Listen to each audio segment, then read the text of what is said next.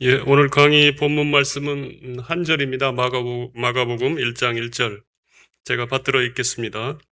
하나님의 아들 예수 그리스도의 복음의 시작이라. 아멘. 이번 강의 맡아주실 양진일 목사님은 우리 교회하고는 구면이십니다. 2018년도에 서초 수련원에 오셔서 말씀 전해주신 적이 있습니다.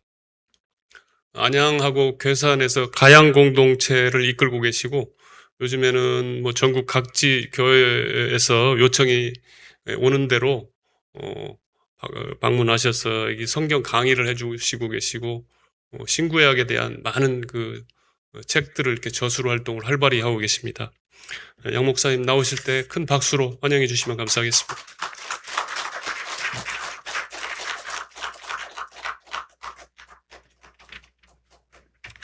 반갑습니다. 예. 2018년도 수련회 때 그 테이블을 제가 생각했거든요. 그래서 여러분 그때 다 테이블에 앉으셔갖고 이렇게 그때 설교를 들으셨는데 오늘은 테이블이 없으셔갖고 아마 필기하기는 좀 어려우실 것 같습니다. 예. 18년도 수련회가 저는 아주 기억이 생생하거든요. 많이 생생한데 벌써 8년이 되었네요. 8년 사이에 중요한 변화가 하나 생겼습니다. 저는 그 예수님의 제자로서 예수님처럼 책을 쓰지 않으려고 했는데, 저희 어머님이 한 4년 전에, 성경을 너무 이렇게 열심히 읽으시는 분이신데, 좀 성경을 읽다가 궁금한 것들이 많이 있다 하면서 우리 아들이 좀 성경을 이해할 수 있는 책을 좀 써줬으면 좋겠다. 그래서 어머니하고 4년 전에 그럼 제가 3년 동안 12권을 쓰겠다고 약속을 했고요. 3년 동안 제가 12권을 썼습니다. 저희 어머님이 올해 86세이신데 다 열심히 읽으셨고, 그래서 어머니와의 약속을 지켰고요. 그래서 제 12권의 책을 오늘 좀 가져왔습니다. 여러분 필요하신 분들 또 구입해 주셔도 좋을 것 같습니다. 자, 강해안 받으셨죠? 이 강해안을 보면서 좀 이야기를 하도록 하겠습니다. 저희가 이번에 좀 나누려고 하는 이야기가 바로 신약 성경에 대한 내용입니다. 아무래도 여러분 구약보다 신약은 조금 더 친숙하실 터인데요. 사실 우리가 뭐 중요한 건 아니지만, 알고 있는 것들 중에 성경에 기반하지 않는 내용들도 꽤 많이 있습니다. 우리 오늘 찬양했던 어린이들 한번 얘기해 볼까요? 얼마 전에 우리 성탄절 있었는데, 그 예수님 태어나실 때 동방박사가 와서 예수님 경배했잖아요. 동방박사가 몇 명이에요? 동방박사. 3명? 여러분, 동방박사가 몇 명이죠? 3명이라고 하는 게 어디 나오죠?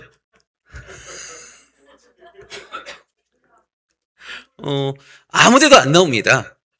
그래서 여러분, 초대교회 때부터 이 동방박사의 숫자는요, 1명부터 100명까지 굉장히 다양한 의견이 있었는데, 우리는 예물이 3가지라고 그래갖고 3명이라고 생각을 해요. 이게 얼마나 단순한 생각입니까? 한 사람씩 하나씩 들고 왔다는 거죠. 여러분, 예수님하고 제자들 가운데 누가 더 나이가 많죠?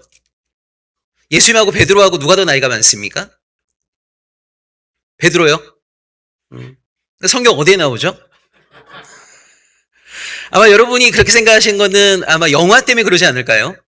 우리가 그 예수님 관련된 영화를 보게 되면 예수님은 굉장히 깨끗한 청년의 얼굴이시고 제자들은 털복숭이 아저씨들이잖아요.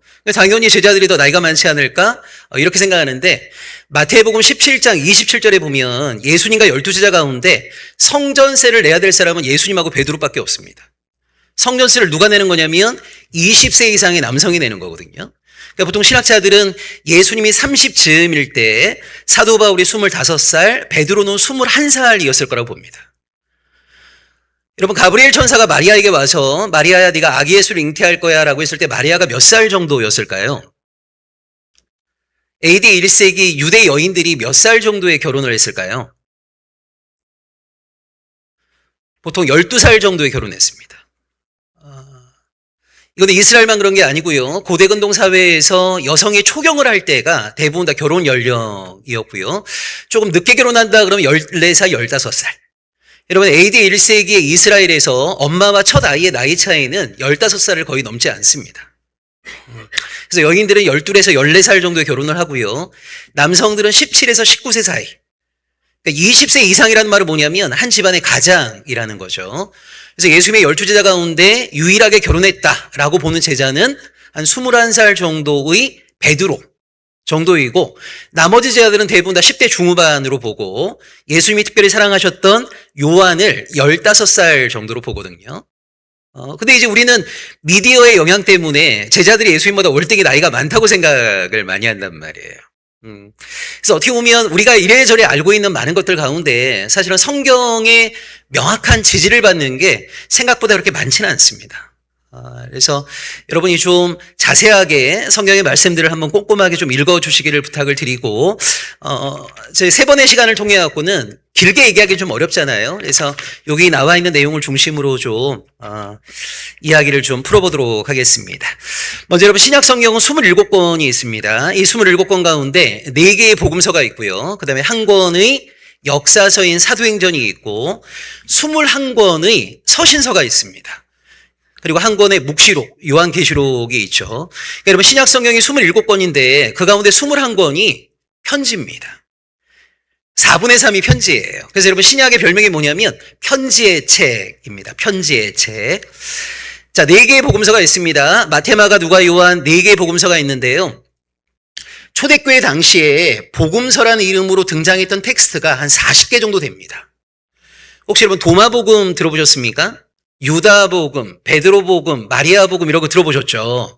한 40개 정도의 복음서 가운데 거의 300년 이상의 토론과 논쟁을 통해서 마태, 마가, 누가, 요한 4권의 복음서만이 하나님의 영감으로 기술된 정경으로 인정이 된 겁니다. 행전은요, 한 10개 정도 있었습니다. 마리아 행전도 있었고 떼클라 행전이라고 혹시 들어보셨어요? 여러분 사도 바울의 외모에 대한 이야기 혹시 들어보신 적이 있으시죠? 바울이 좀 키도 작고 머리가 좀 벗겨지고 매부리 코고 그 어디 나오냐면 떼클라 행전에 나오는 겁니다. 근데 이게 이제 약간 믿을만하다는 게 뭐냐면 떼클라라고 하는 이 여인이 오늘날로 얘기하자면 바울의 팬클럽 회장이거든요. 그러니까 바울의 팬클럽 회장이 쓴 거니까 바울의 외모에 대해서 이상하게 쓰진 않았겠죠. 그래서 그 바울의 외모에 대해서 바울이 좀 머리가 벗겨지고 키가 좀 작고 굉장히 강인한 체력에 매부리 코에 뭐 이런 이야기를 하는 이유가 이 떼클라 행전 때문이에요. 행전이 한 10개 정도가 있었는데요. 사도행전만 하나님의 말씀으로 인정이 된 겁니다. 그럼 여러분 서신은 몇 개가 있었을까요? 서신은 수백 수천 개가 있었겠죠. 그 수백 수천 개의 편지 가운데 21개의 편지가 정경이 된 겁니다. 그리고 하나의 묵시록 해서 신약은 4개의 복음서, 하나의 역사서, 21개의 편지, 하나의 묵시록. 그래서 총 27권이 된 거예요. 자, 여기서 우리 개신교인들이 좀 하나 기억하셔야 될 것이 하나 있는데요. 여러분 혹시 외경이란 말 들어보셨죠? 위경이라는 말도 들어보셨죠? 자, 정경이 있고 외경이 있고 위경이 있습니다. 근데 여러분 보통 개신교인들은 외경을 읽습니까? 안 읽습니까?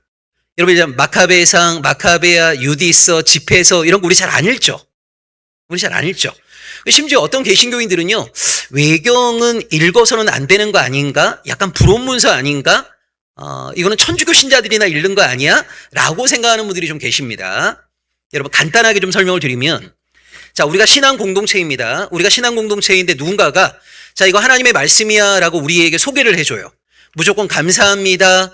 받아 안으면 돼요, 안 돼요? 안 되죠. 여러분 이거 이단이 쓴 것일 수도 있잖아요.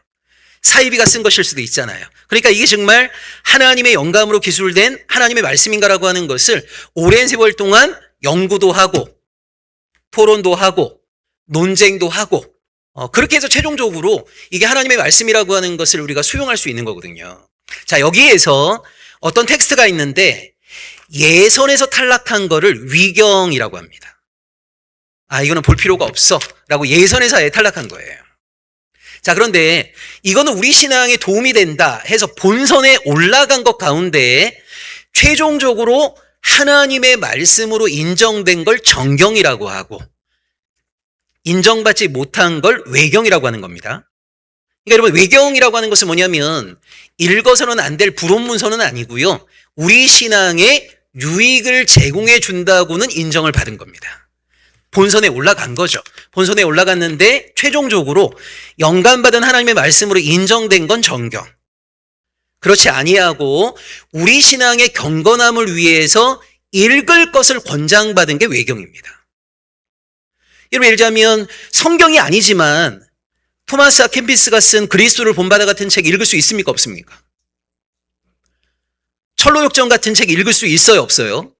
읽을 수 있죠. 성경은 아니지만 우리 신앙의 경건함을 위해서 읽을 수 있잖아요. 이거보다 훨씬 더 신앙의 경건함을 위해서 읽으라고 권면받은 책이 뭐냐면 외경입니다.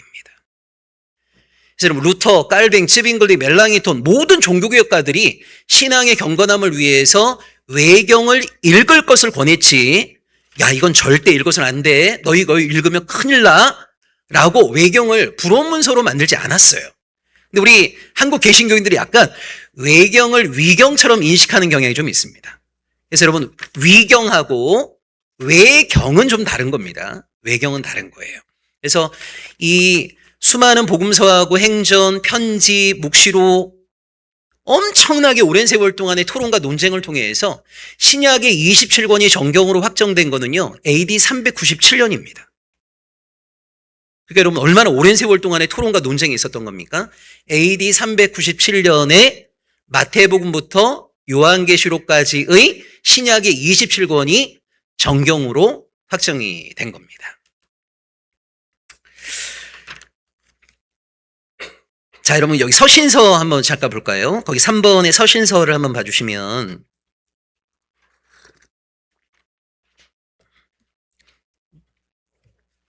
자, 서신서는요 바울 서신이 있고 공동 서신이 있고 요한 서신이 있는데 이 요한 서신까지를 공동 서신으로 보기도 합니다. 자, 여기 공동이라는 말은 뭐냐면 여러분 사도 바울이 쓴 편지는요 특정한 교회나 특정한 개인에게 보낸 편지입니다. 그러니까 우리는 지금 로마서도 읽고 고린도 전후서도 읽고 갈라디아서도 막 읽지만 처음에는요 바울이 보내려고 했던 그 교회에 제대로 배달이 돼야지 고린도 교회에 가야 될 편지가 에베소 교회로 가면 이상한 거예요. 처음에는. 왜냐하면 여러분 고린도 교회에 편지 보낼 때 바울이 당파 문제에 대해서 언급을 하잖아요. 왜 이걸 언급합니까? 이런 내용을 쓸 수밖에 없는 상황이 먼저 있었던 거거든요. 근데 갑자기 당파 문제도 없는 에베소 교회에 그게 전달이 되면 에베소 교회인들은 바울의 편지 읽다가 뭔가 이상하겠죠. 그래서 여러분 지금 우리는 다 읽고 있지만 최초의 바울의 서신은 바울이 보내려고 했던 수신교회가 제대로 수신하는 게 필요한 거예요. 그러니까 바울의 편지는 특정 교회하고 특정 개인에게 보낸 겁니다. 공동서신이라고 하는 것은 뭐냐면 수신자가 공동이라는 겁니다. 하나님의 백성이라고 자기를 고백하는 누구나 읽어도 상관없는 편지, 이걸 공동서신 이렇게 얘기하는 거예요. 그러니까 이 공동이라는 말은 수신자가 공동이라는 말입니다. 그래서 편지는 크게 바울 서신하고 요한 서신까지를 포함해서 공동 서신이라고 할 수 있고요. 여러분 공동 서신의 저자였던 야고보, 베드로, 요한, 유다, 요 네 명은 다 예루살렘 교회 지도자들입니다. 그러니까 내일 제가 바울 이야기하면서 좀 자세하게 설명드리겠지만 사도 바울하고 오랜 세월 동안 예루살렘 교회 지도자들은 갈등 관계였어요. 대립했습니다. 그래서 이 서신을 모을 때도요, 바울의 편지를 모으고 예루살렘 교회 지도자들의 편지를 따로 모은 겁니다. 요 예루살렘 교회 지도자들의 편지를 공동 서신 이렇게 얘기합니다. 자, 바울의 편지를 먼저 앞에 배치했는데 바울의 편지는요, 교회에게 보낸 편지가 앞에 나오고 개인에게 보낸 편지가 뒤에 나옵니다. 그럼 여러분 여러 교회 편지를 보냈잖아요. 왜 로마서가 제일 먼저 나와요? 로마서, 고린도 전후서, 갈라디아 이런 순서로 서신이 배치되어 있는 이유가 뭘까요?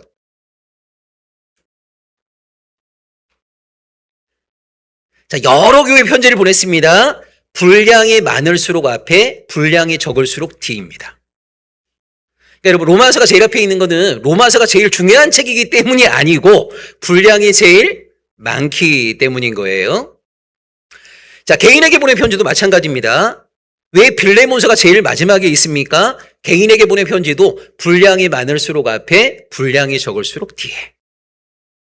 자, 한 교회에 2번 이상 편지를 보낸 경우가 있죠. 고린도 전서, 고린도 후서, 데살로니가 전서, 후서. 자, 우리 이런 생각을 많이 합니다. 먼저 보낸 편지가 전서이고 나중에 보낸 편지가 후서 아닌가?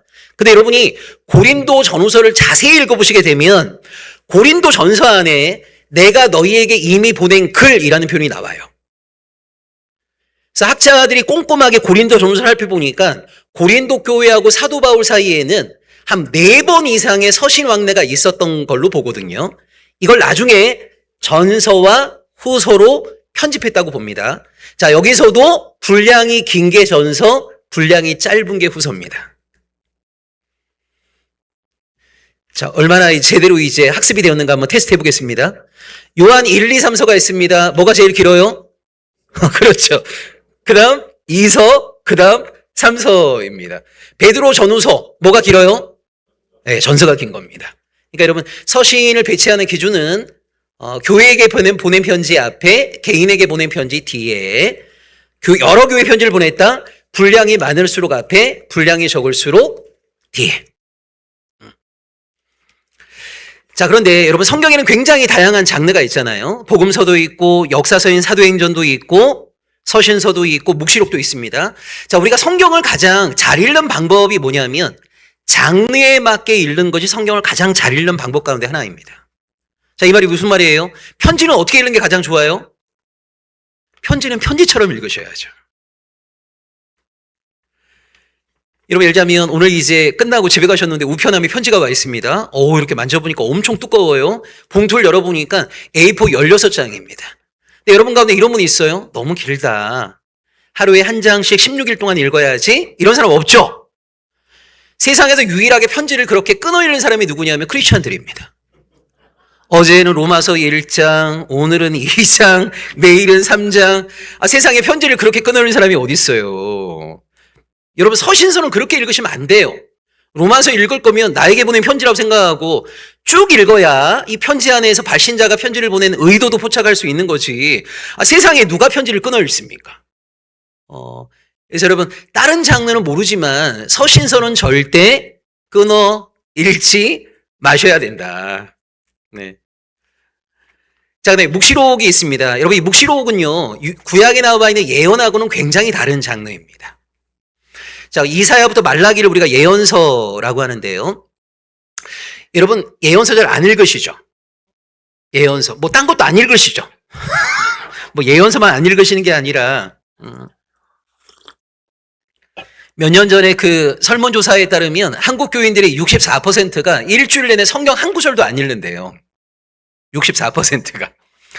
제가 볼 때 성경에 관심 있는 사람들은 신천지로 다 갔어요. 진짜 신천지로 다 갔다고 봐야 됩니다. 진짜 이거는 뭐 여러분에게 해당되는 이야기는 아니지만 여러분 보통 신천지가 지금 한 30만 되었다고 보거든요. 여러분 전라남북도, 광주까지 포함해서 전라남북도에서 가장 교인 수가 많은 교회가 신천지 교회입니다. 베드로 지파교회 2만 5천 명입니다. 어마어마해요. 신천지 지금 한 30만 되었다고 하는데요. 여러분 매년마다 10,000명에서 많게는 2만 명 정도가 신천지 수료식을 합니다. 신천지에서 소위 수료를 하려면요, 짧게는 6개월, 길게는 1년 동안 말씀을 공부하고 시험을 봐서 80점 이상 맞아야만이 수료할 수 있거든요. 그런 사람이 10,000명 내지 2만 명이에요. 아니, 우리가 이단이라고 하는 신천지도 얼마나 열심히 말씀을 공부하고 있는데, 소위 정통 교회를 다닌다는 사람들이 보면 말씀과 관련돼서는 거의 황무지 상태이고, 교회를 20년, 30년 다니면 뭐합니까? 오바데가 무슨 내용인지, 유다서가 무슨 내용인지 하나도 모릅니다. 이거 진짜 심각한 문제 아니에요? 아니, 소위 정통교회를 다닌다는 사람들이 이렇다는 것 자체가 너무 안타까워요. 이건 여러분 좀 다른 이야기지만 제가 사랑의 교회에서 문제 생겼을 때 소위 사랑의 교회 개혁운동 하시는 분들 제가 오랫동안 성경 강의도 하고 설교도 여러 번 했습니다. 성락교회 아시죠? 베레아, 김기동. 거기서 한 7년 전에 한 5천 명의 사람들이 나왔어요. 개혁운동을 해갖고 제가 거기도 굉장히 오랜 세월 동안 성경도 가르치고 설교도 여러 번 했습니다. 근데 여러분 너무 놀라운 게 사랑의 교회 제자훈련으로 유명하지 않아요? 근데 제가 사랑의 교회에 가서 교인들 성경 가르치면서 정말 깜짝 놀랐던 게 뭐냐면 교회 안에서 모든 훈련을 다 받았다는 사람들이요, 성경 관련돼서는 너무 무지한 거예요. 근데 이단이었던 베레아 가서 제가 강의할 때 깜짝 놀란 게 뭐냐면 이 사람들은요, 어디에 몇 장에 무슨 내용이 있다는 건 다 알고 있습니다. 뭘 가르치는 게 너무 편한 거예요. 아니, 왜 이렇게 이단들은 다 열심히 해요? 왜 이렇게 성경도 열심히 읽어요? 왜 이렇게 소위 정통교회를 다닌다는 사람들이 이렇게 말씀을 모르죠? 굉장히 좀 심각한 문제라는 생각이 듭니다. 자, 구약에 예언서가 있습니다. 이사야부터 말라기를 여러분 예언서라고 하는데요.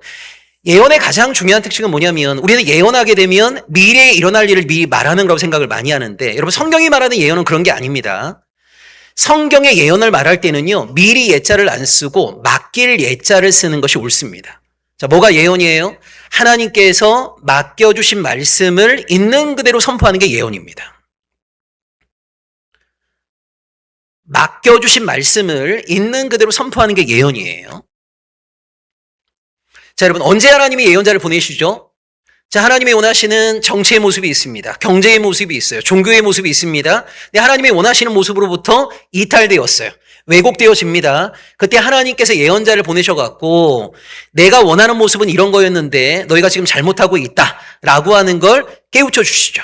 근데 아무리 얘기해도 듣지 않았을 경우에는 심판을 경고하십니다. 근데 여러분 예언의 가장 중요한 특징은 뭐냐면 너희가 지금 이대로 살게 되면 40일 후에 심판이 임할 거야 라고 예언자를 통해서 말씀하십니다. 여러분 하나님께서 예언자를 보내신 목적은 어디에 있는 거예요?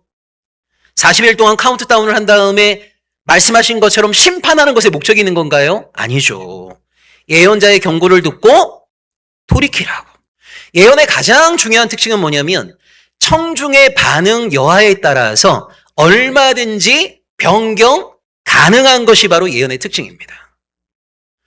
여러분 하나님께서 이스라엘을 수백 년 동안 너무너무 사랑하셨다는 가장 중요한 증거가 뭐냐면 매 시대마다 예언자를 보내셨다는 거거든요. 그러니까 예언자를 보내셔갖고 끊임없이 이스라엘 백성들을 책망하기도 하고 심판을 경고하는 목적이 어디에 있는 거냐면 나 너희 심판하고 싶지 않아. 빨리 돌이켜. 예언의 가장 중요한 특징은 청중의 반응 여하에 따라 얼마든지 변경 가능하다는 거예요. 묵시는 그게 아닙니다. 묵시는 결정된 시간표대로 진행되는 겁니다. 이게 묵시의 가장 중요한 특징입니다. 그래서 예언은 청중의 반응이 중요한 거고요. 묵시는 이미 회개의 임계점을 벗어난 겁니다. 이미 하나님이 마음에 결정을 하신 거예요. 결정하신 대로 진행되어 가는 것이 바로 묵시이다. 이렇게 보시면 되겠습니다. 자, 2번으로 한번 넘어가 보죠. 신약 성경의 배치를 보시면 자, 마태복음부터 요한계시록의 27권 가운데 여러분 제일 먼저 쓰여진 게 뭐죠? 제일 먼저 쓰여진 본문이 뭡니까?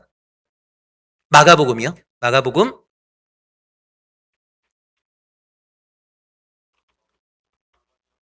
갈라디아서. 예.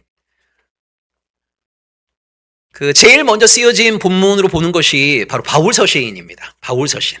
예, 바울서신 안에서 뭐일까? 이거는 이제 학자들마다 조금 주장이 다르긴 한데요. 보통은 이제 데살로니가 전서를 가장 빨리 보긴 합니다. 근데, 신약 성경 중에서 가장 먼저 쓰여진 거는 바울서신으로 봐요. 그 이유가 뭐냐면, 전설에 의하면 사도 바울이 AD 64년에 네로 황제에 의해서 순교를 당했다고 봅니다. 그럼 여러분 바울이 썼다고 생각되어지는 편지는 아무리 늦어도 64년 이전에는 쓰여져야 되는 거죠. 바울이 64년에 순교를 당했으니까. 근데 복음서 중에 제일 먼저 쓰여졌다고 보는 복음서가 마가복음이거든요. AD 70년입니다. 마태하고 누가를 80년으로 보고 요한복음을 90년으로 봅니다. 그러니까 복음서 중에 제일 먼저 쓰여진 마가복음조차도 바울서신보다는 늦게 쓰여진 거예요. 그러니까 여러분 마태복음부터 요한계시록의 이 배치가 쓰여진 순서에 의한 배치는 아니라는 거 아시겠죠? 그러니까 쓰여진 순서로 보게 되면 바울서신이 먼저입니다. 자, 그런데 왜 복음서가 제일 앞에 있지? 그다음에 복음서 중에 제일 먼저 쓰여진 건 마가복음인데 왜 마태복음을 제일 앞에 배치했지? 이 이야기를 잠깐 드리도록 할게요.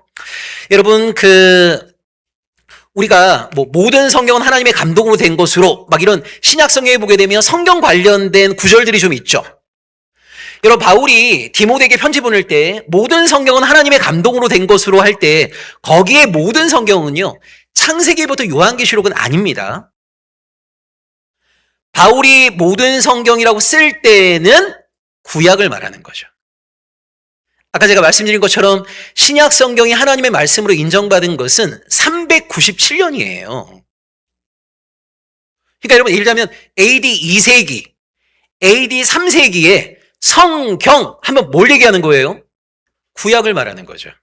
그때는 신약이라는 게 없는 거예요. 그러니까 우리는 모든 성경은 하나님의 감동으로 된 것으로 그러면 우리는 당연히 지금의 우리에게 모든 성경은 창세기부터 요한계시록이니까 당연히 66권을 떠올리기 쉽지만 엄밀한 의미에서 바울이 디모데에게 편지를 쓸 때 모든 성경 할 때는 그때는 구약밖에 없는 겁니다. 신약은 397년에 전경이 된 겁니다. 397년에. 자, 여러분 구약의 원본이 이제 히브리어 성경으로 보거든요.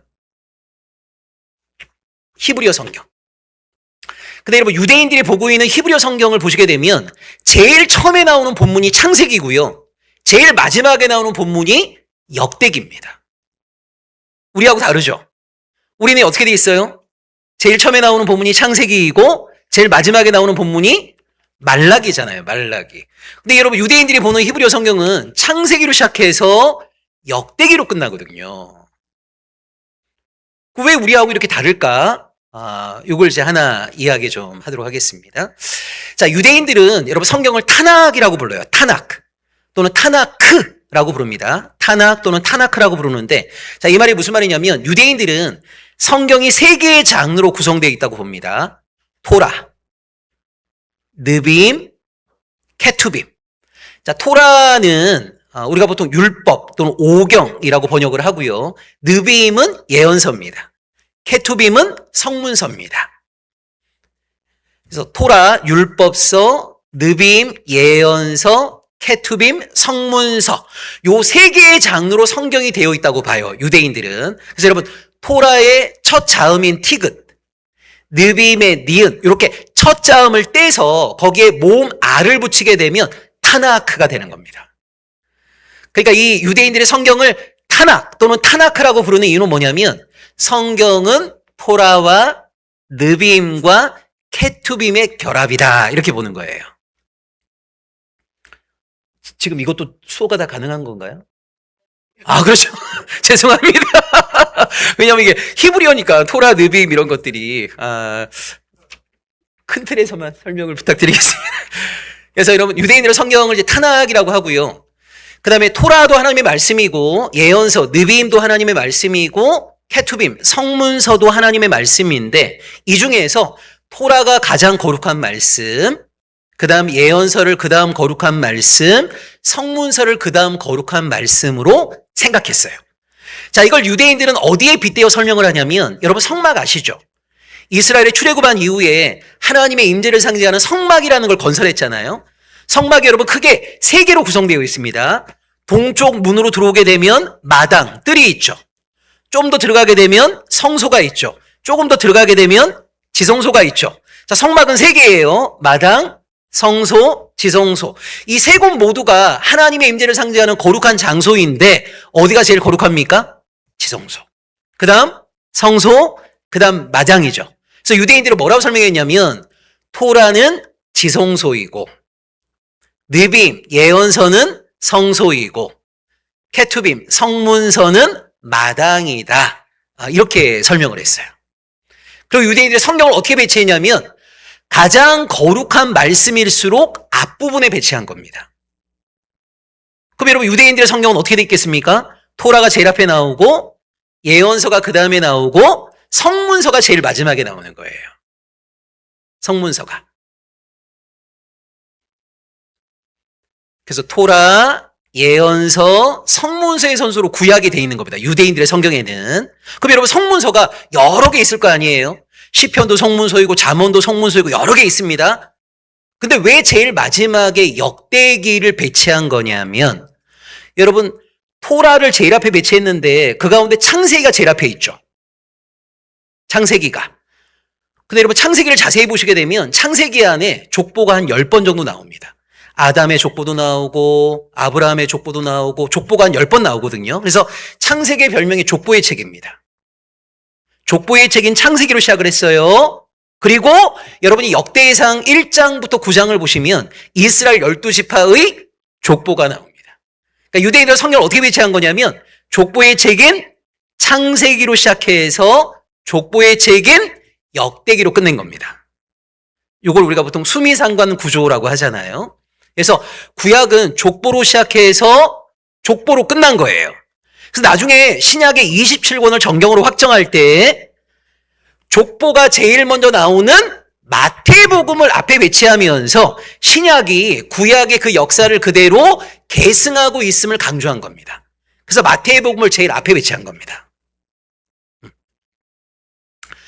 자, 요 히브리어 성경을 주전 3세기부터 헬라어로 번역한 최초의 번역 성경이 있어요. 이걸 뭐라고 부르냐면 70인경 이렇게 부릅니다. 70인경. 여러분 70인경이라는 말은 조금 이렇게 기억해 두시면 좋습니다. 그러니까 히브리어 성경을 다른 나라 말로 번역한 최초의 번역 성경을 70인경이라고 하는데요. 요 70인경이 여러분 왜 중요하냐면 고린도 교회, 갈라디아 교회, 우리가 흔히 알고 있는 여러분 그 지중해 근방의 초대교회들 있죠.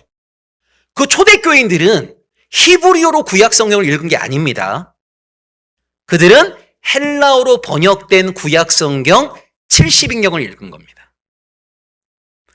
그 다음에 여러분 기독교라는 이 종교를 자세히 보시게 되면 동방 정교회가 있고 서방교회 로마 캐톨릭이 있고 로마 캐톨릭의 개혁운동으로 나온 개신교가 있잖아요. 지금도 동방 정교회는 구약의 정경을 70인경으로 봅니다. 이 70인경이라는 성경이 굉장히 중요한 성경이에요. 왜 70인경이라고 하냐면 전설에 의하면 70명의 사람들이 70일 동안 토시 하나 틀리지 않게 똑같이 번역했다고 해서 전설입니다. 70인경이라고 그래요. 70인경. 자, 그런데 이 70인경으로 성경을 번역하면서 그러니까 히브리어 성경을 헬라어로 번역한 겁니다. 번역하면서 원래 히브리어 성경이 없던 두 가지를 수정한 거예요. 그게 뭐냐면 원래 히브리어 성경에는 책의 제목이 없었습니다. 제목이 없었어요. 근데 이제 70인경으로 번역하면서 첫 번째 두루마리를 처음부터 끝까지 쭉 읽어보니까 여기서 가장 중요한 키워드는 모든 거의 시작을 말하는 게네시스라는 이름을 붙인 겁니다. 그게 지금의 창세기가 된 거죠. 두 번째 두루마리 쭉 읽어보니까 이건 가장 중요한 키워드가 탈출에 대한 이야기네, 엑소더스라는 제목을 붙인 거예요. 이게 출애굽기가 된 겁니다. 그러니까 오늘날 우리가 부르는 것처럼 창세기, 출애굽기 이런 책의 제목이 언제 만들어졌다고요? 70인경으로 성경을 번역하면서.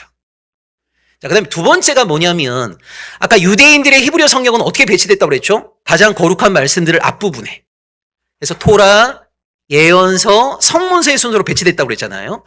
근데 70인경으로 성경을 번역하면서 태초의 창조부터 주전 400년경의 말라기까지 시간적 순서에 따라 성경을 재배치한 겁니다.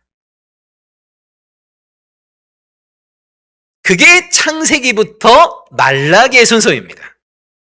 그러니까 여러분 우리 한글 번역 성경의 특징이 뭐냐면요. 우리 한글 번역 성경은 안에 있는 내용은 히브리어 성경을 번역한 거예요.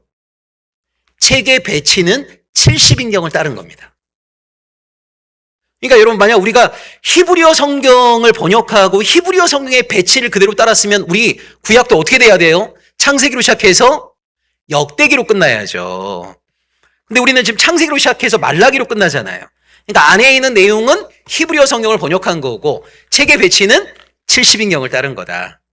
자, 히브리어 성경을 헬라어로 번역한 게 70인경인데 70인경으로 성경을 번역하면서 두 가지의 수정을 가한 겁니다. 첫째, 책의 제목이 만들어졌다는 거. 두 번째, 시간적 순서에 따라 성경을 재배치했다는 거. 자, 그러면서 성경을 4개의 장르로 나눈 겁니다. 창세기부터 신명기까지는 똑같습니다. 토라.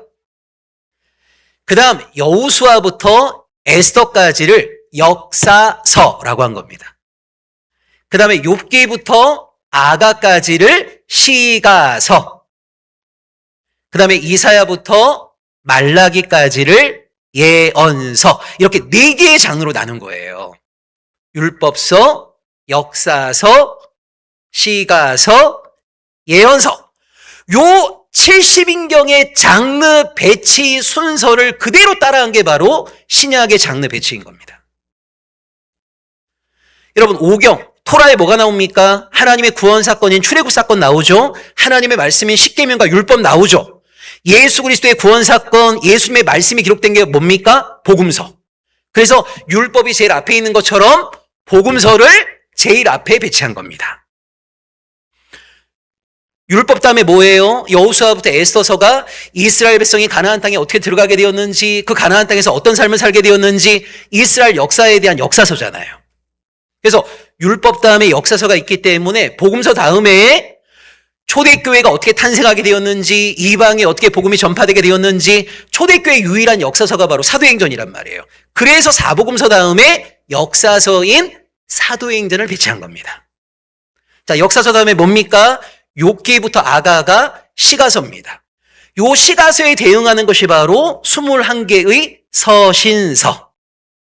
그 다음에 제일 마지막이 이사야부터 말라기까지가 예언서죠. 이 예언서에 대응하는 것이 바로 묵시록인 요한 계시록인 거예요. 그러니까 신약 27권의 배치는 70인경의 장르 배치 순서를 그대로 따라했다. 그래서 여러분 히브리어 성경을 헬라어로 번역한 70인경 때 책의 제목이 만들어진 거, 시간적 순서에 따라 성경을 재배치한 거, 장르를 4개로 구분한 거, 요 70인경의 장르 배치 순서를 그대로 따라 신약 성경을 배치한 거. 그래서 쓰여진 순서는 바울 서신이 먼저이지만 이렇게 배치된 이유는 70인경의 장르 배치 순서를 그대로 따라했다. 여기까지 이해되셨죠? 예, 좋습니다. 예. 그 다음에 3번 한번 잠깐 설명을 좀 드릴게요. 3번. 요즘은 여러분 그런 성경 없는데 제가 어렸을 때만 하더라도 그 관주 성경 이런 거 보게 되면 예를 들면 욥기라는 본문 들어가기 전에 그 욥기 들어가기 전에다가 저자 누구이고 언제쯤 쓰여지고 막 그런 성경책이 옛날에 있었어요. 그래서 거기 이제 대부분 욥기는 언제쯤 쓰였다고 보냐면 족장 시대 뭐 이렇게 보는 겁니다.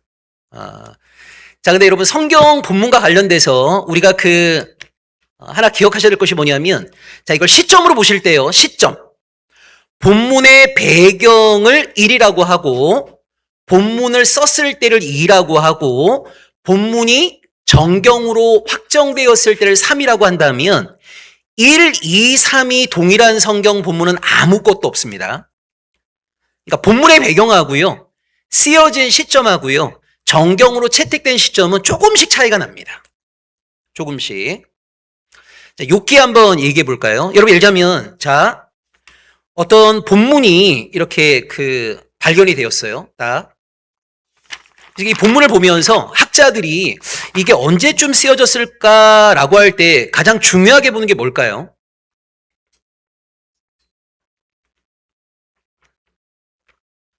자, 어떤 책이 하나 발견이 되었는데 이게 언제쯤 쓰여졌을까라고 했을 때 학자들이 제일 중요하게 보는 거.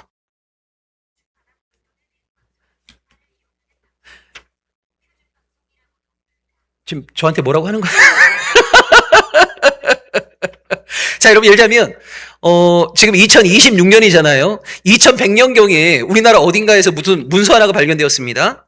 읽어보니까요, 세종대왕하고 집현전학자들이 한글을 창제하는 이야기예요. 그럼 우리는 요것만 딱 보게 되면, 세종대왕하고 집현전학자들이 한글을 창제해서 반포했을 때가 1443년이니까, 이거 15세기 문서인가? 처음에는 그런 생각하기 쉽단 말이에요.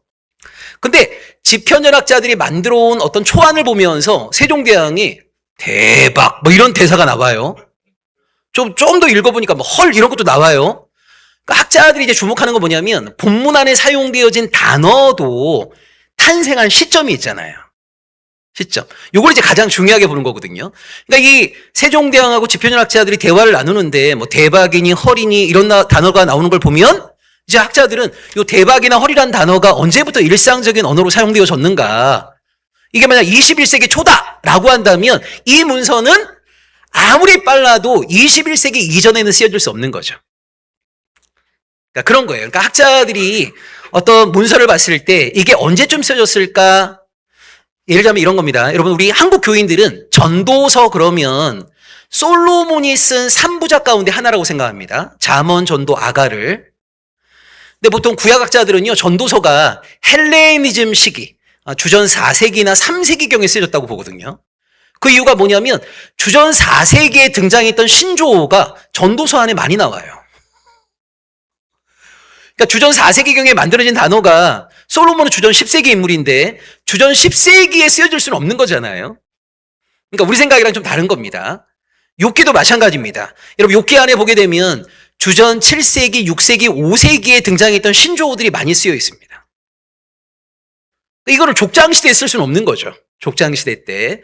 그래서 이 본문의 배경이 족장시대이라 하더라도 여러분 본문의 배경이 족장시대라고 해서 꼭 족장시대에 쓰여진 건 아니잖아요. 우리가 오늘날 21세기의 고려시대, 조선시대 사극 얼마든지 만들 수 있는 거 아닙니까? 마찬가지로 본문의 배경이 A라고 해서 이게 A에 쓰여진 거는 전혀 아니거든요.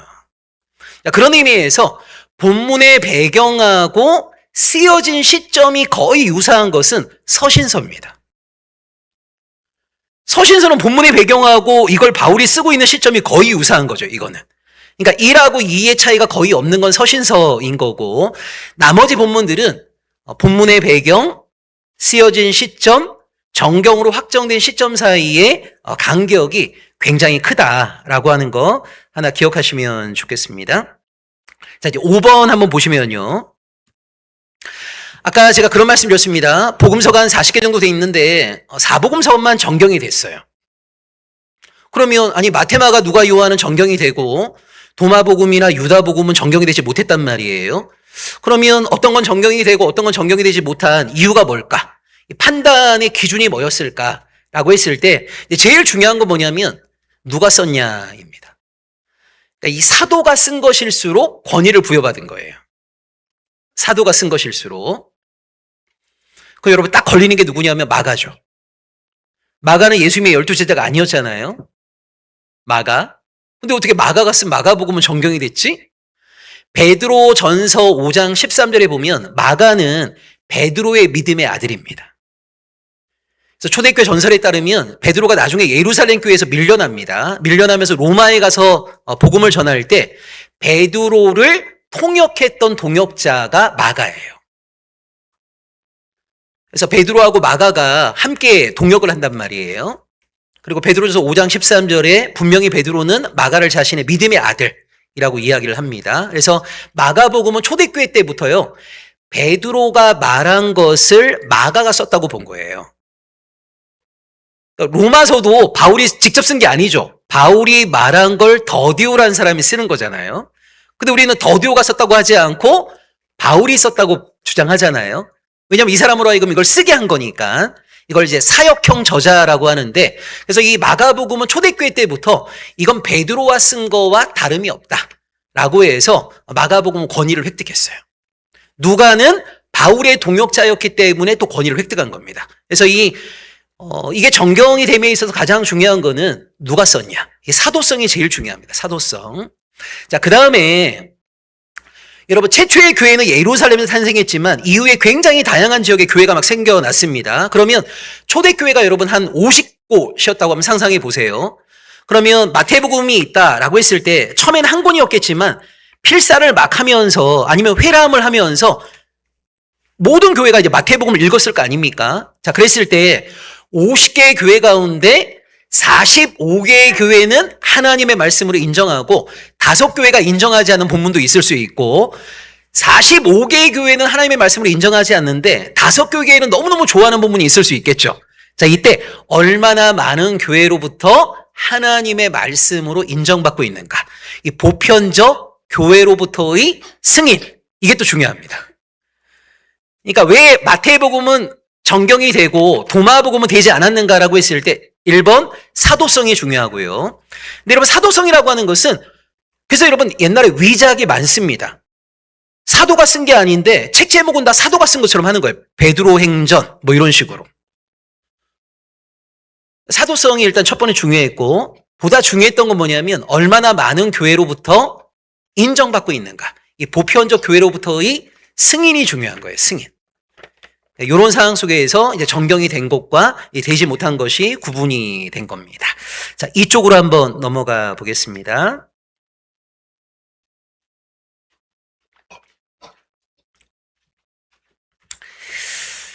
자, 복음서의 중요한 내용들은요,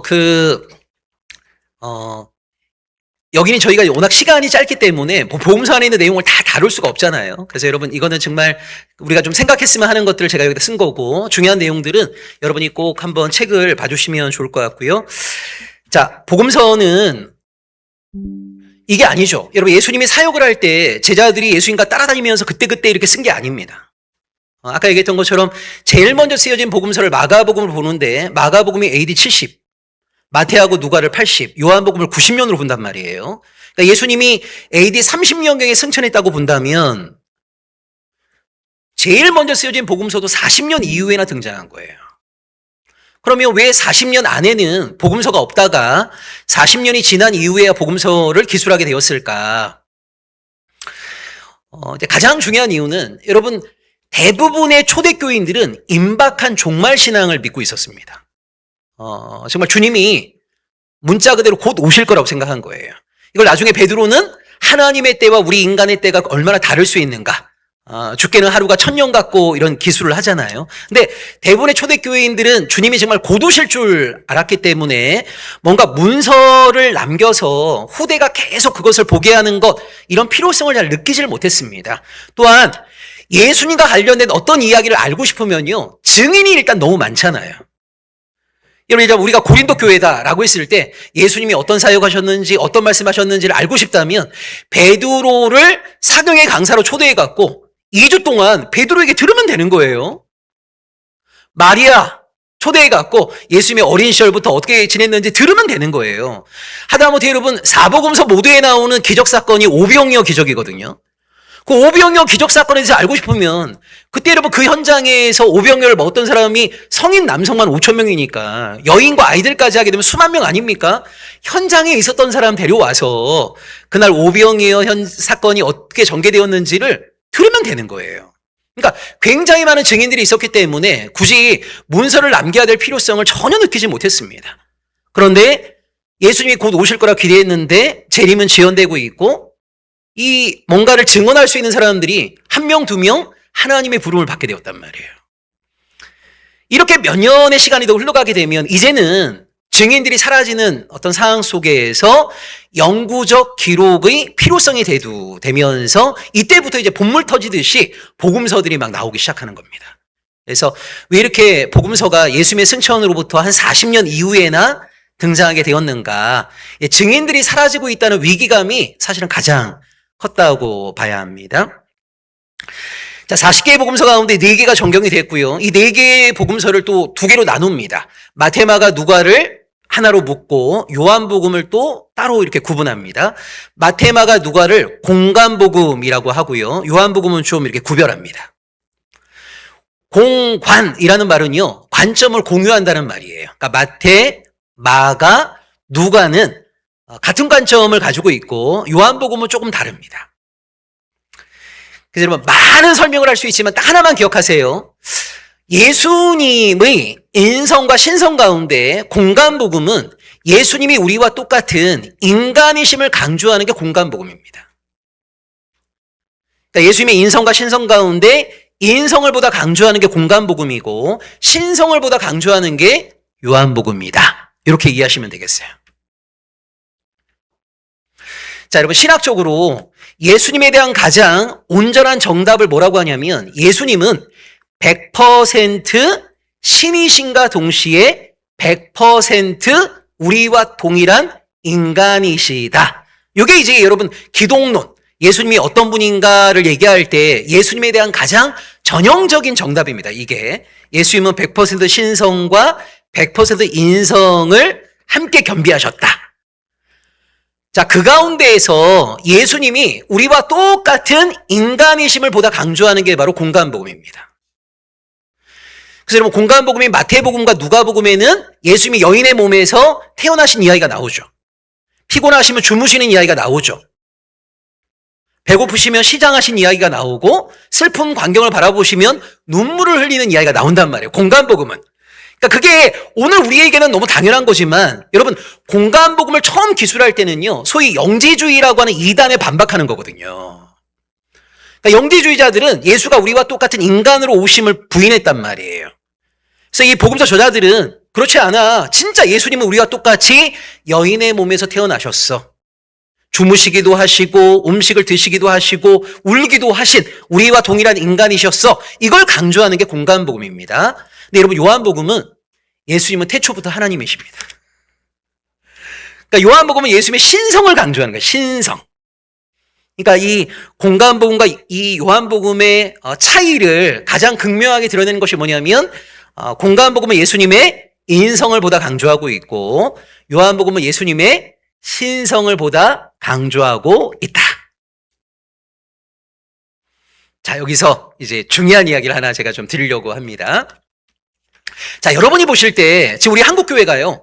마태, 마가, 누가, 요한복음 가운데 어떤 복음서를 가장 사랑하는 것처럼 보이세요?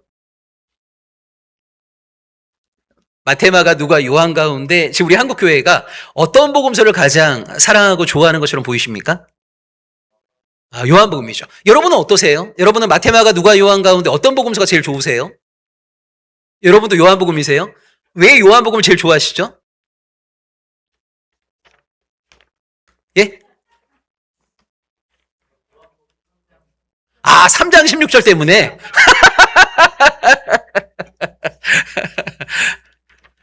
자, 제가 퀴즈 하나 내볼게요. 여러분, 우리 그 한국교회 역사를 보면 전 세계 어느 나라 교회 역사에서도 찾아볼 수 없는 유일무이한 특징이 3가지가 있습니다.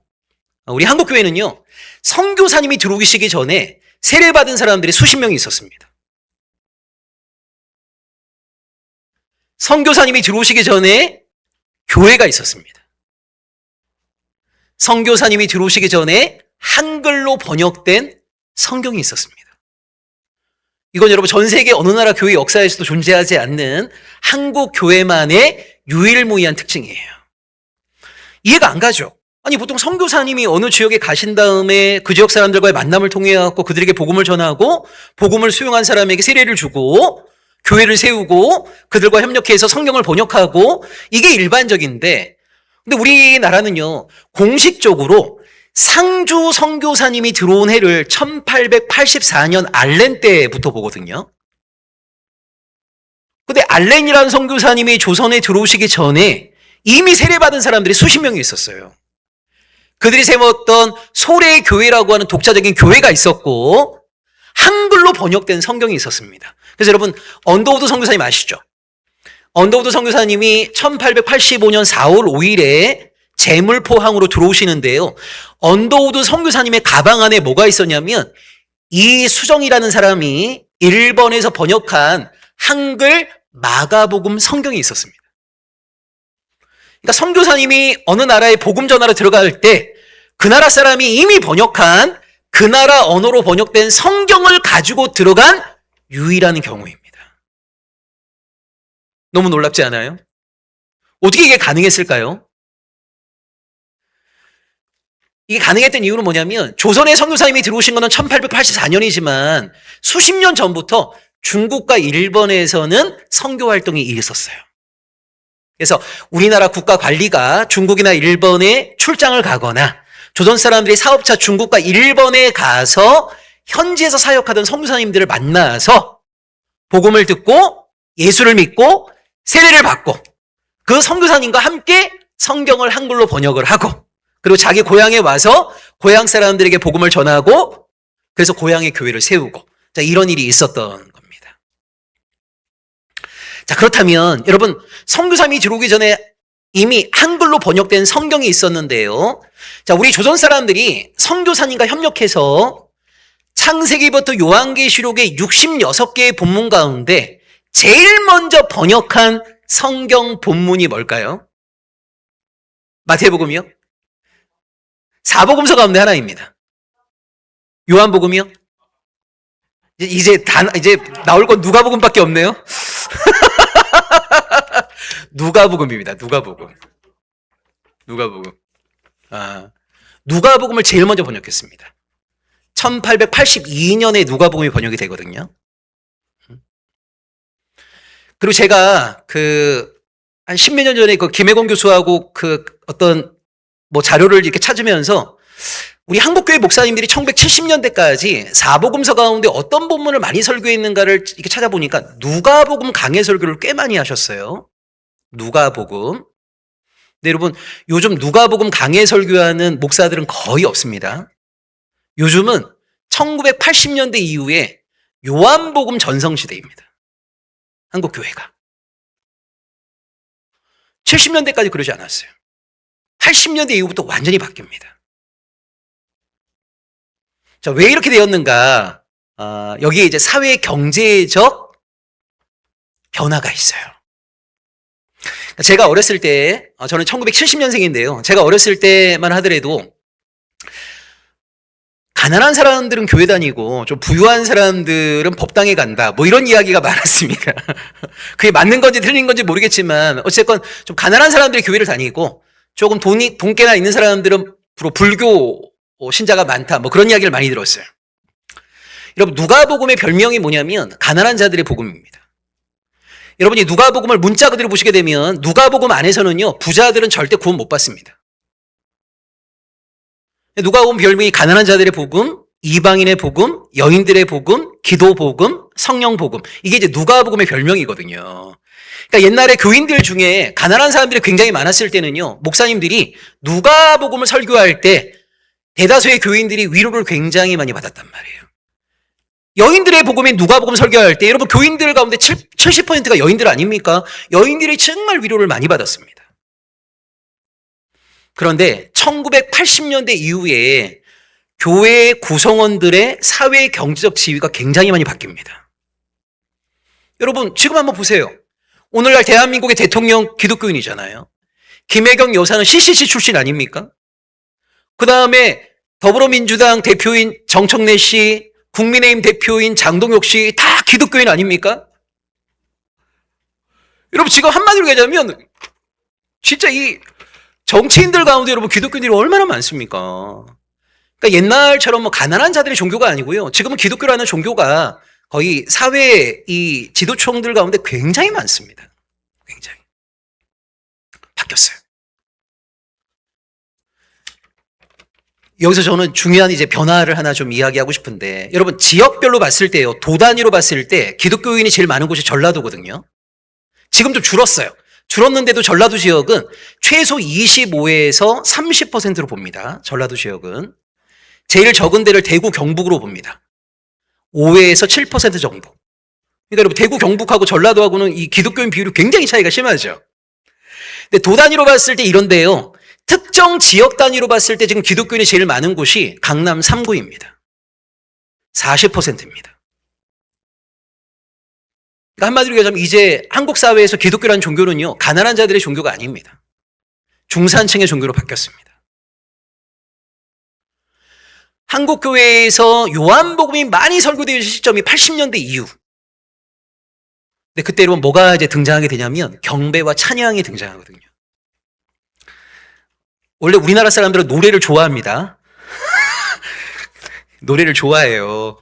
경배와 찬양이 딱 맞죠. 우리 한국 교회에서는. 그런데 여러분 보시면 자 아까 공간복음은 뭐를 강조한다고 그랬죠? 예수님의 인성을 강조한다고 그랬잖아요. 예수님은 우리와 똑같은 인간이세요.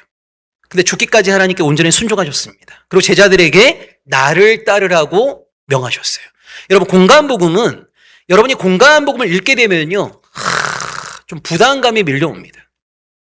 예수의 길을 신실하게 따르지 못하는 것에 대한 송구한 마음이 막 밀려온단 말이에요. 왜냐하면 예수님은 우리와 똑같은 인간이셨음에도 불구하고 죽기까지 하나님께 온전히 순종하셨을 뿐만 아니라 당신의 제자되는 우리들에게 나를 따르라고 명하셨는데 오늘 우리의 삶이 예수의 길을 신실하게 따라가고 있지 못하잖아요.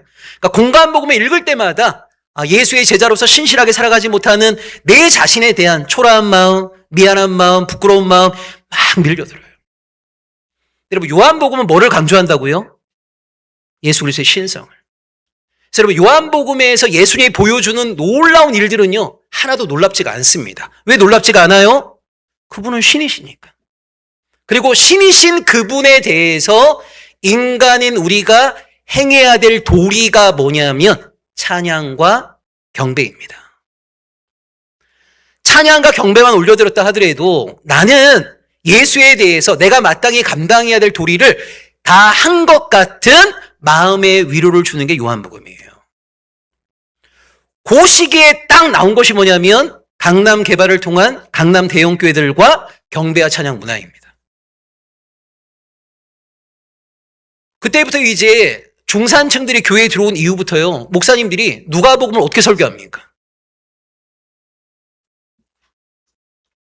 사실 여러분 요한복음은 진짜 어려운 복음서거든요.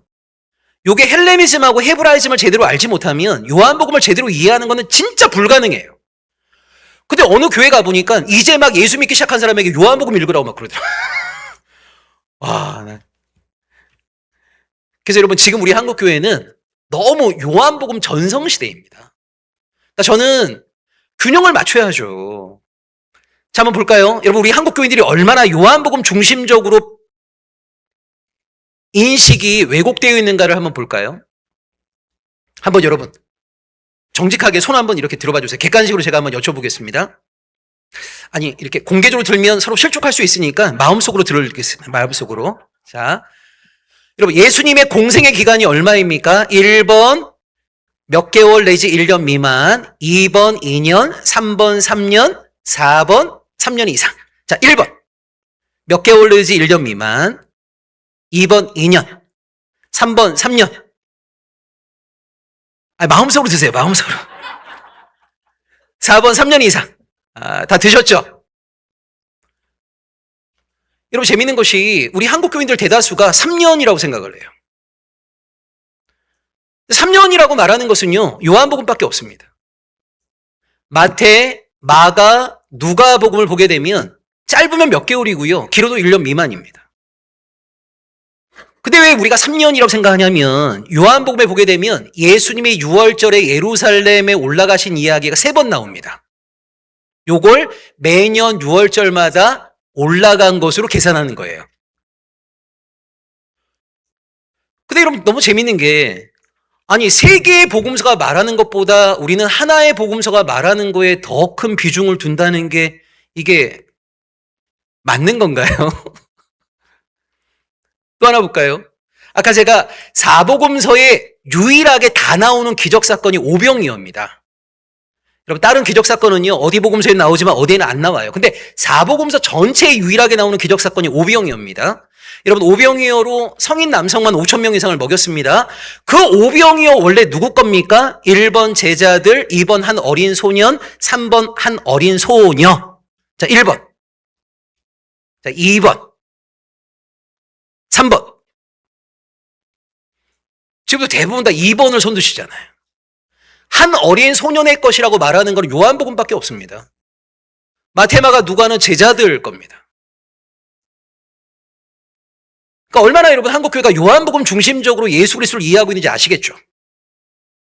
아니 3개의 복음서가 말하는 것보다 우리는 지금 요한복음이 말하고 있는 걸 중심으로 예수 사건을 이해하고 있는 거예요. 이게 맞는 건가요? 아니 3개의 복음서가 말하는 거에 더 무게중심을 둬야 되는 거 아닙니까? 그러니까 얼마나 지금 한국교회가 요한복음 중심적인 이해를 갖고 있는가를 제가 한번 예를 들어 드린 거예요. 이건 굉장히 위험한 거죠. 그래서 우리가 자꾸만 요한복음 중심적으로만 이해하게 되면 찬양과 경배를 통해서 내가 마땅히 예수 그리스도에게 드려야 될 합당한 도리들을 다 했다라고 스스로 생각하기 굉장히 쉽습니다. 그렇지 않죠. 예수 그리스도가 우리와 똑같은 인간이셨고 죽기까지 하나님께 온전히 순종하셨고 나를 따르라고 우리에게 명하셨다라고 하는 것을 망각해서는 안 되죠. 이 길을 신실하게 따라갈 마음의 다짐과 결단이 필요한 건데 우리는 요한복음 중심적으로 예수를 이해하고 요한복음이 말하고 있는 신성의 예수 그리스도에 대해서 찬양과 경배를 드리는 것에 너무 집중하고 있는 거예요. 저는 해답은 단순한 거죠. 지나치게 요한복음에 대한 편식이 심한데 이 공간복음과 요한복음에 대한 균형 잡힌 이해를 갖는 것이 필요하다. 그래서 4번 읽어볼게요. 아까 제가 한국교회 초기에는 누가복음, 현재에는 요한복음을 가장 사랑한다라고 말했고요. 5번을 보시면 예수의 신성만을 강조하게 되면 우리는 경배만 하면 되지만 인성을 강조하게 되면 예수를 따라가야 하는 책임이 부여돼요. 이걸 우리가 회피해서는 안 되죠. 이걸 회피하면서 우리가 예수의 제자라고 말하기는 어려운 거 아니겠습니까? 그래서 다시 한번 말씀드리지만 공간복음과 요한복음에 대한 균형 잡힌 이해를 반드시 갖추는 것이 필요하다라는 말씀을 드리고요. 자, 6번을 보시게 되면 자, 여러분 예수님께서 거라사자방에 가셔서 군대에 귀신 들린 사람을 치유하시는 사건이 나오는데 이때 예수님이 만났던 군대에 귀신 들린 사람이 한 명입니까? 두 명입니까?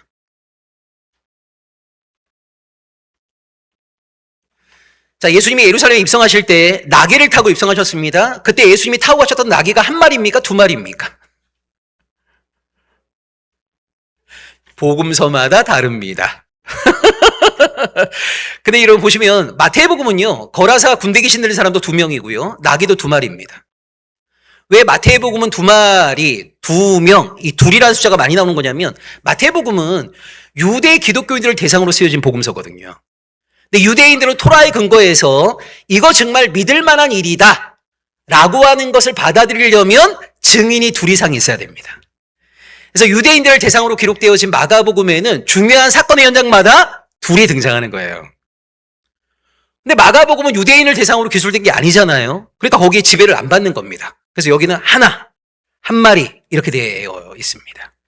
그래서 우리가 이걸 여러분 기억하셔야 돼요. 자, 우리가 지금 21세기의 성경을 읽고 있습니다. 이렇게 성경을 막 이렇게 읽고 있다 보니까 여러분, 아브라함 한 번도 만나보지는 않았지만 뭔가 친숙한 느낌이죠. 우리 다윗 한 번도 만나지 않았지만 뭔가 옆집 아저씨 같지 않아요? 느낌이 굉장히 친숙합니다. 근데 여러분 한번 생각해 보시면 아브라함은 지금으로부터 4,000년 전 인물입니다. 다윗은 지금으로부터 3,000년 전 인물이에요. 여러분, 우리나라 역사에서 4,000년 전, 3,000년 전에 어떤 인물 한 5명만 언급해 보세요. 아마 거의 우리가 언급 못 할걸요? 그러니까 굉장히 옛날 사람이란 말이에요. 굉장히 옛날 사람. 복음서도 마찬가지입니다. 바울의 편지도 마찬가지입니다. 지금으로부터 보면 2,000년 전에 쓰여진 겁니다. 자, 우리가 성경을 읽으실 때 뭐를 반드시 좀 기억하셔야 되냐면, 여러분, 우리가 마태복음을 읽는다라고 할 때요, 마태가 21세기 대한민국에 있는 기독교인 읽으라고 마태복음을 쓴 건 아닙니다. 그러니까 우리가 뭘 항상 염두에 두셔야 되는 거냐면, 마태복음도 그렇고 로마서도 그렇고 성경 안에 있는 모든 본문이 우리 읽으라고, 우리를 1차 독자로 염두에 두고 쓰여진 게 아니라는 거예요. 여러분, 바울이 우리가 로마서 읽고 있는 거 보면 기절하겠죠. 얼마나 놀라겠어요. 자기가 로마 교인들 읽으라고 쓴 로마서를 한국 교인들이 열심히 읽고 있는 걸 보면 바울이 얼마나 놀라겠어요. 아니로 바울이 고린도 교회 편지 보낼 때 자기가 보낸 이 편지가 나중에 성경, 하나님의 말씀으로 인정받을 거라고 상상이나 했겠습니까? 우리가 항상 뭘 좀 기억하셔야 되냐면 성경 본문의 1차 독자가 있는 겁니다. 그 1차 독자는 누구예요? 그때 거기에 사람인 거죠. 우리는 기껏해야 2차 독자인 겁니다. 자, 그런데 1차 독자가 있고요. 우리는 2차 독자입니다. 근데 어떤 사람이 1차 독자를 염두에 두고 뭐를 썼다라고 했을 때 이 사람이 이것을 썼을 때 그 시대를 지배하던 보편적 세계관과 그 시대가 중요하게 바라보던 것과 오늘 그것을 읽고 있는 우리 시대의 보편적 세계관과 우리가 중요하게 바라보는 것이 많이 달라요. 이거를 먼저 염두에 두는 것이 굉장히 중요합니다. 자, 한번 볼까요? 여러분, 보통 고대 사회에 그 다음에 지중해 근방의 세계를 근동이라고 하거든요. 유럽에서 바라볼 때 근동입니다. 그래서 고대, 근동 이런 표현을 많이 쓰는데, 여러분, 고대 사회의 사람들을 지배했던 가장 중요한 세계관이 뭐예요? 인생에서 일어나고 있는 무수한 사건들, 그 사건들을 해석하는 가장 중요한 세계관을 뭐라고 하냐면 신화론적 세계관, 이렇게 얘기합니다. 신화론적 세계관.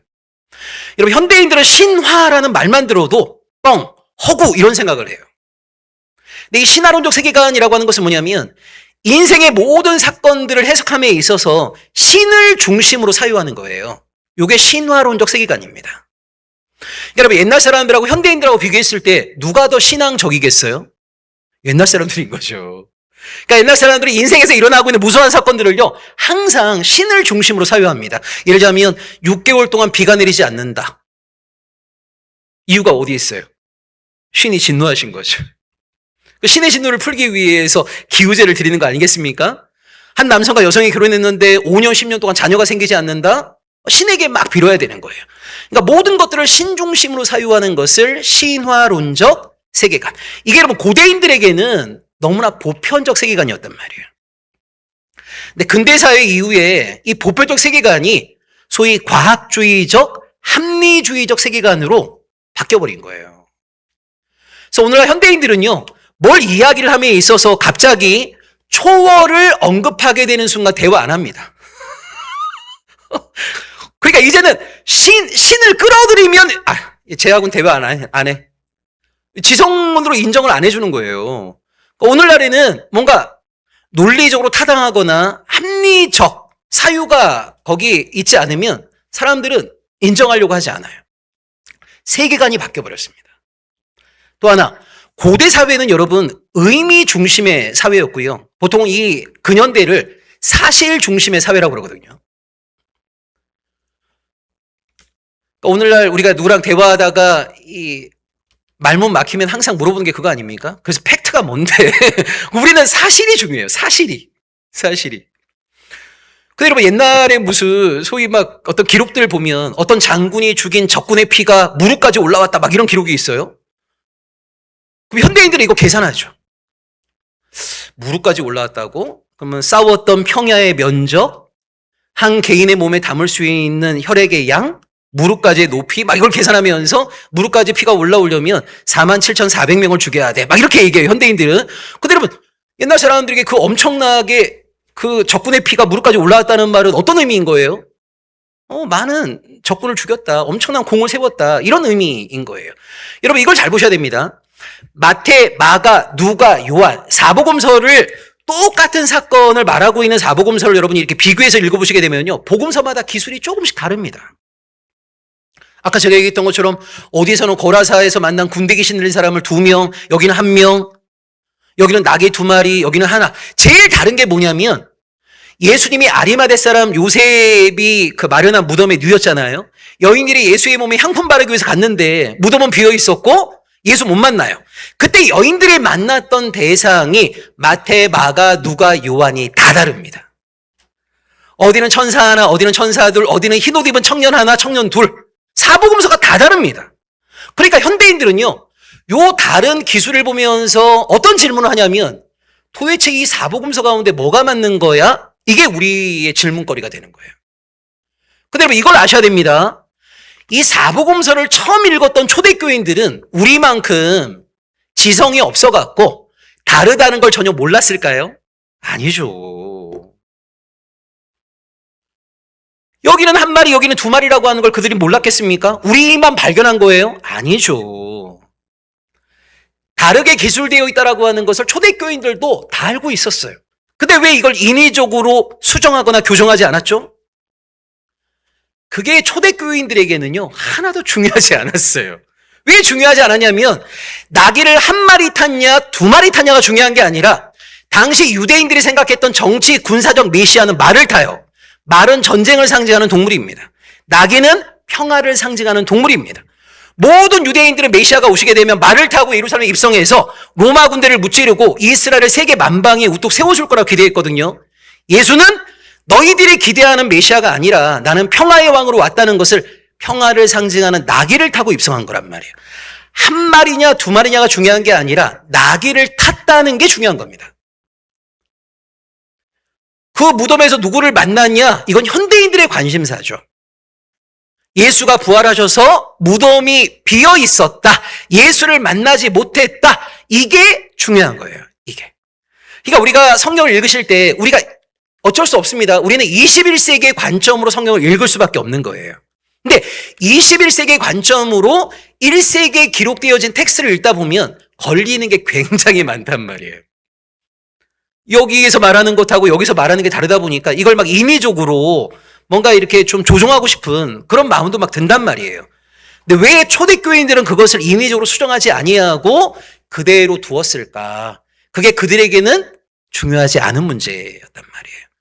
그래서 1세기 이 복음서를 처음 썼을 때 아니면 신약을 처음 썼을 때 그 시대의 중요한 세계관과 그 시대 사람들이 중요하게 생각했던 것과 21세기 오늘날 우리가 중요하게 생각하는 것과 이 시대를 지배하는 세계관에 중요한 변화가 있다라고 하는 것을 기억하면서 21세기의 눈으로 성경을 읽기보다는 그때 거기에서 1차 독자들에게 이것이 어떤 의미가 있었는가를 먼저 생각하는 게 필요한 겁니다. 그래서 그때 거기에서 의미를 먼저 보고 나서 오늘 우리에게로 그 의미를 재해석하는 게 필요한 거지 21세기의 관점으로 바로 들어가게 되면 사실 팩트에서 걸리는 게 많아요. 팩트에서. 그래서 이 성경이 우리에게 너무 친숙한 책이긴 하지만 지금으로부터 2000년 전에 쓰여진 책이고 1차 독자들에게 어떤 의미가 있었는가를 기억하면서 일단 좀 성경을 보시는 것이 필요합니다.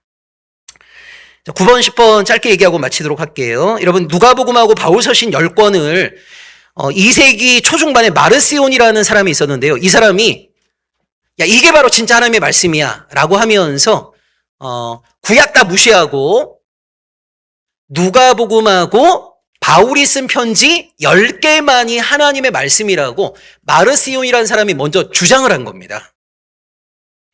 이 마르시온이라는 사람이 여러분 누구냐면 반유대주의자입니다. 반유대주의자.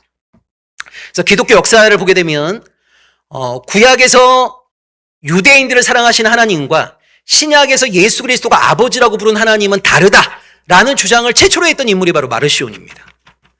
이 주장이 여러분 2000년 내내 지속된 거거든요. 2000년 내내. 그래서 구약의 하나님은 사랑의 하나님이고, 막 그 폭력적인 하나님이고, 유대인들만을 편드시는 하나님이고, 신약의 하나님은 세계 만민을 사랑하시는 하나님이고, 이런 식으로 구약의 하나님과 신약의 하나님을 다르게 보려고 하는 반유대주의. 그 시초가 바로 이 마르시온이라는 사람이에요. 그래서 마르시온은요, 유대인들이 주인공인 구약을 좀 경시했습니다. 그러면서 구약을 다 무시하고, 자, 하나님의 말씀으로 우리가 받아들여야 될 것은 누가복음. 여러분 아까 누가복음 별명이 뭐라고 그랬죠? 이방인의 복음. 그 다음에 초대교회 사도들 가운데 가장 이방인 친화적인 사도가 누구예요? 사도 바울. 그래서 누가복음과 바울이 쓴 편지 10개만이 하나님의 말씀이라고 마르시오라는 사람이 2세기 초중반에 먼저 주장한 겁니다. 여기에 대해서 교회가 응전하면서 유대인들이 오랜 세월 동안 하나님의 말씀으로 받아왔던 토라와 느비인과 케투빈뿐만 아니라 300년간의 토론과 논쟁을 통해서 신약의 27권을 새롭게 정경으로 확정하게 된 겁니다. 그래서 397년에 신약이 27권이 확정되면서 오늘 우리에게는 구약의 39권과 신약이 27권 해서 66권의 하나님의 말씀이 주어지게 된 거죠. 자, 여기까지 오늘 개관을 좀 보도록 하고요. 이거는 그냥 여러분 상식적으로 하나 좀 알아두셨으면 해서 설명을 좀 드리는데, 자, 우리는 구약과 신약이라는 용어가 굉장히 익숙한데, 여러분 혹시 요즘 어떤 그 신학 관련된 책을 읽으시다 보면 제1성경, 제2성경이라는 표현이 요즘 자주 나옵니다. 혹시 그런 거 보신 적 있으신가요? 제1성경, 제2성경. 그러면 이 제1성경이 뭐지? 제2성경이 뭐지? 우린 너무 낯선 표현이니까요.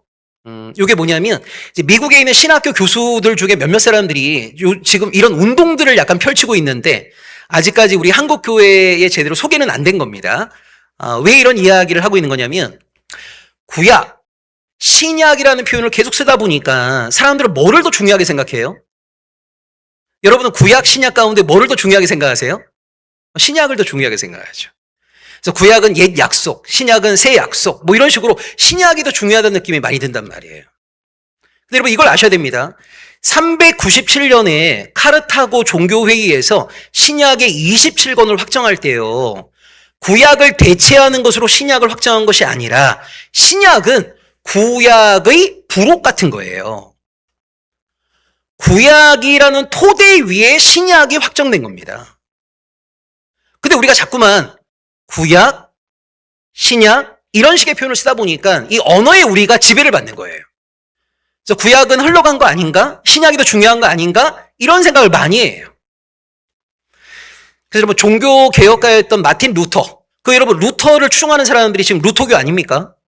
루터교. 근데 보시면 루터교도 그렇고요, 성공회도 그렇고요, 약간 구약을 좀 경시하고 신약을 중시합니다. 신약을. 근데 이게 얼마나 좀 위험한 거냐면 여러분 구약에 나와 있는 중요한 인물들은요, 일상의 인물들이 많습니다. 정치인들, 보아스와 같은 CEO. 그러니까 구약은 일상의 삶 속에서 하나님의 백성으로 살아가는 것에 관심이 많아요. 그래서 구약에 나와 있는 신앙의 인물들은 굉장히 일상의 직업인들입니다. 근데 신약은요, 이제 막 교회가 탄생하고 복음을 전하는 이야기다 보니까 자연스럽게 여기는 목회자 중심이 될 수밖에 없어요, 신약은. 그러니까 저 같은 직업적인 목회자는 신약을 강조하는 게 하나도 나쁘지 않죠.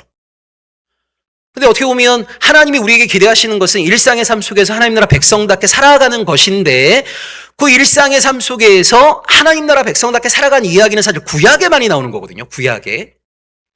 근데 우리가 지금 구약은 약간 경시하고 신약을 중시한단 말이에요. 근데 이거는 신약을 27권으로 확정할 때에도 초대교회 지도자들이 의도했던 바가 전혀 아닙니다. 구약이라는 토대 위에 신약이 있는 거예요. 구약이 훨씬 중요한 겁니다. 훨씬. 근데 자꾸만 구약 신약이라는 표현을 쓰다 보니까 신약이 더 중요하다는 느낌을 갖게 된 거예요. 그래서 신학자들이 어떤 운동을 펼치는 거냐면 이제 구약이라고 부르지 말고 구약을 제1성경이라 부르자. 신약을 제2성경이라 부르자.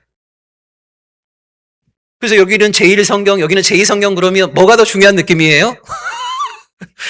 여기서는 또 제1성경의 중요한 느낌이 들죠? 그래서 이런 운동을 펼치고 있는데 이게 아직까지 우리나라에는 소개가 안 되고 있어요. 근데 몇몇 좀 선도적인 분들이 요즘 책 쓰실 때 제1성경, 제2성경이라는 표현을 의도적으로 많이 쓰시더라고요. 그래서 혹시 그런 걸 보시게 되면 제1성경은 구약을 말하는 것이고 제2성경은 신약을 말하는 것이다. 이렇게 알아두시면 좋겠습니다. 오늘 첫 시간 강의는 여기서 마무리하도록 하겠습니다. 고맙습니다.